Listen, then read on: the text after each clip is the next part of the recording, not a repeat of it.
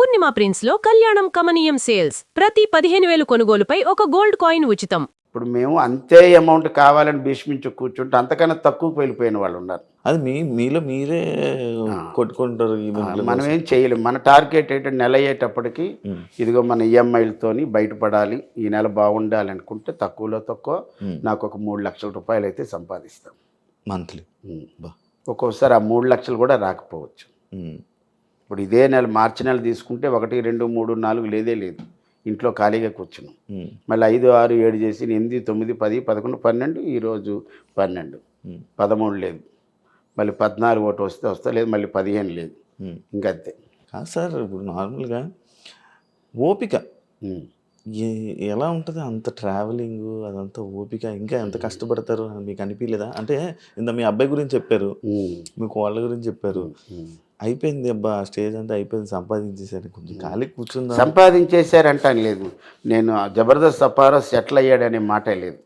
ఎందుకంటే ఇప్పుడు ఇక్కడ ఉన్నటువంటి అపార్ట్మెంట్కి ఈఎంఐ కట్టాలి, వైజాగ్లో దీనికన్నా ముందు కొన్న అపార్ట్మెంట్కి ఈఎంఐ కట్టాలి, అబ్బాయి కారుకి ఈఎంఐ కట్టాలి, ఎల్ఐసీలకు కట్టాలి, హెల్త్ ఇన్సూరెన్స్లకు కట్టాలి, ఇంకా తినడానికి మెయింటెనెన్స్, ఇవన్నీ అంటే సెటిల్ అయినటువంటి పరిస్థితి. సెటిల్ అంటే ఎప్పుడంటే నేను ఏ పని చేయకుండా ఉండి నెల అయ్యేటప్పటికి 1వ తారీఖు నుంచి 5వ తారీఖులో బ్యాంక్కి వెళ్ళి మనకు వచ్చేటటువంటి ఇంట్రెస్ట్లో లేకపోతే డబ్బులు 1 లక్ష 2 లక్షలు తీసుకుంటే ఇంకే ఈవెంట్లో చేయక్కర్లేదు, మన హాయిగా ఇంట్లో కూర్చొని టీవీ చూస్తే జీవితం వెళ్ళిపోద్ది. అంటే ఇది సెటిల్మెంట్ కాదు.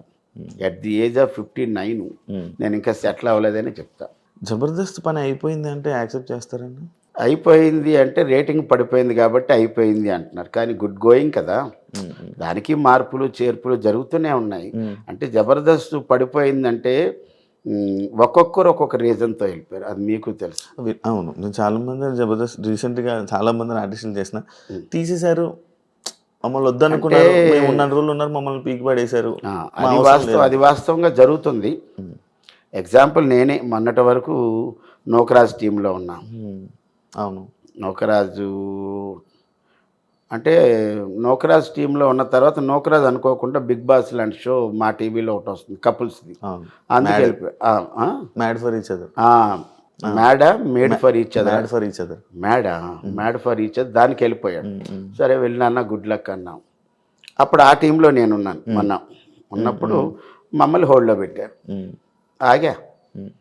ఇప్పుడు వాళ్ళేంటి ఇన్స్టాగ్రామ్లో ఫేమ్ ఉన్న వాళ్ళందరినీ పిలిచి ఒక 2 టీములు ఎన్నో చేశారు. ఇంకా పాత టీంలు ఎవరంటే బుల్లెట్ భాస్కర్ గారు ఉన్నారు, తర్వాత ఆటో రంప్రసాద్ ఉన్నారు, తర్వాత చంటి గారు ఉన్నారు. ఈ 3 టీములు రాకింగ్ రాకేష్, ఈ 4 టీంలే సీనియర్స్ ఇప్పుడున్న వాళ్ళల్లో.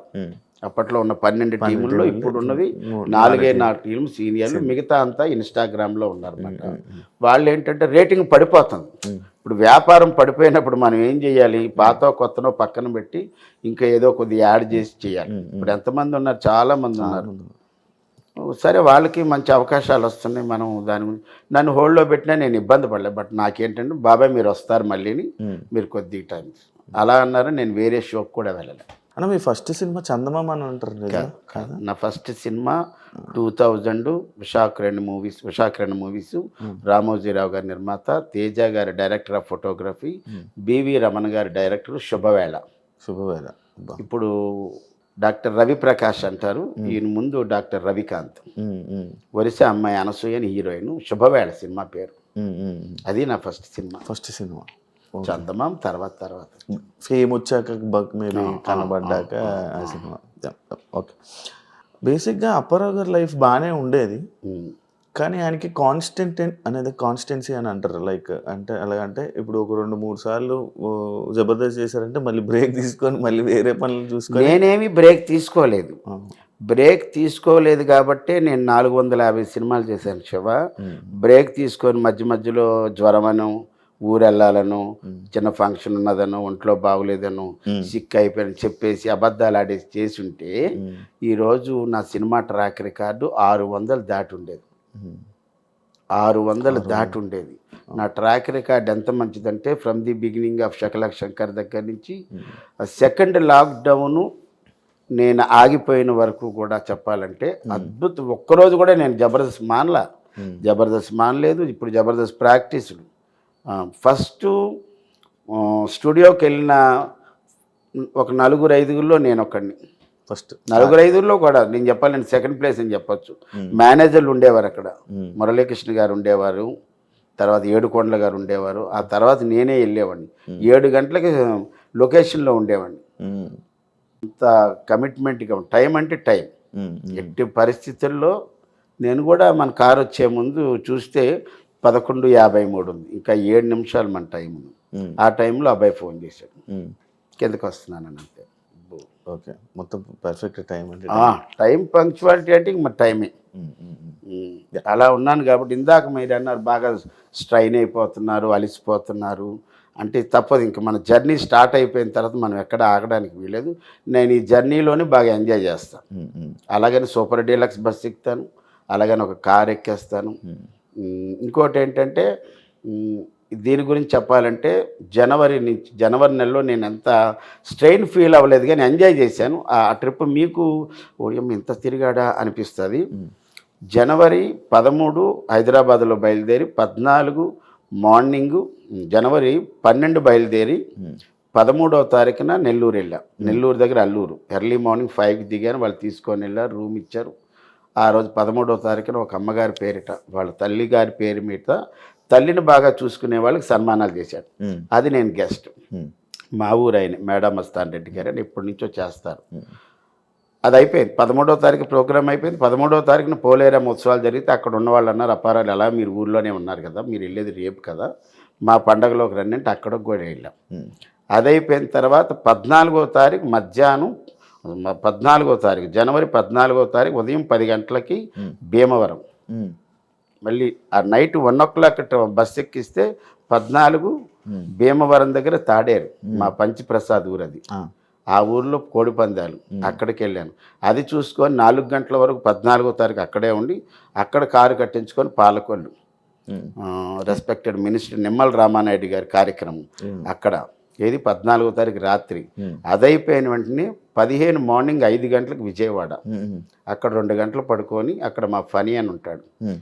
ఫనీ అక్కడి నుంచి మీర్జాపూర్ నూజివీడు 15వ తారీఖున అక్కడ కోడి పందాలు. 15వ తారీఖు అక్కడ మళ్ళీ సాయంత్రం 4 గంటల దాకా ఉండి 15 సాయంత్రం మళ్ళీ 7 గంటలకి పాలకొల్లు. 15 వచ్చేసి మళ్ళీ 15 మిడ్ నైట్ బయలుదేరి 16 మార్నింగ్ వైజాగ్ వచ్చి అక్కడి నుంచి కారు పట్టుకొని వినోద్ ఈవెంట్ పర్లాకిముండి. 16 అయిపోయిన వెంటనే మళ్ళీ 17 మార్నింగ్ వచ్చి వాళ్ళ ఎవరి మట్టుకు వాళ్ళు వెళ్ళిపోయారు అక్కడ డిస్పస్. వైజాగ్ నుంచి మళ్ళీ నేను రాజమండ్రి దగ్గర ధర్మవరం అక్కడ ఒక నాటకం. ఇంకా 18, 19 జబర్దస్త్ షూటింగు, కానీ వాళ్ళకి ఎపిసోడ్లు ఉన్నాయని ఆ షెడ్యూల్లో 18, 19 లేదంటే ఆ 2 రోజులు రెస్ట్ కోసం మళ్ళీ ఎక్కడికి వైజాగ్ వచ్చేసాం. 18, 19 అక్కడ ఉండి మళ్ళీ 19 నైట్ బయలు 20 నుంచి 24 దాకా చేసాం. దట్టు 2 సూట్ కేసులతో. 2 ఒక సూట్ కేసు ఇంత ఉంటుంది, ఒక సూట్ కేసు ఉంటుంది. 2 చాలా హెవీ బరువు. ఎందుకంటే ఇందులో నాటకం డ్రెస్ ఉంది, తర్వాత ఏమో ఈవెంట్ డ్రెస్సులు ఉన్నాయి, అన్నీ ఉన్నాయి. పెద్ద పెద్ద మోపు ఉంటుంది. అదంతా తీసుకొని కారుల్లోనూ బస్సుల్లోనూ తిరిగా. ఎక్కడ ఈ మాత్రం కూడా నేను స్ట్రెయిన్ ఫీల్ అవ్వలేదు, స్ట్రెస్ ఫీల్ అవ్వలేదు.